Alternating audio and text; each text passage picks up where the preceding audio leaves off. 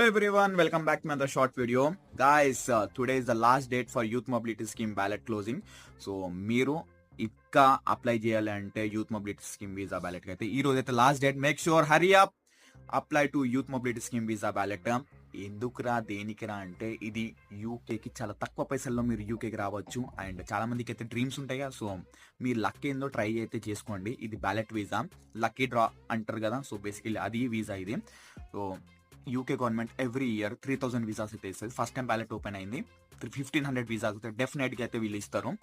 2 years full time visa. ఇక్కడికి వచ్చి delivery job చేసుకుంటావా, ఐటీ ఎక్స్పీరియన్స్తో ఏమైనా కంపెనీస్లో ట్రై చేస్తావా, ఇన్స్టాగ్రామ్లో శోధిస్తావా, స్నాప్చాట్లో ఫిల్టర్ లేసి నిప్పేసి అలపడతావా, నువ్వు ఏదంటే అది చేసుకోవచ్చురా నాయన.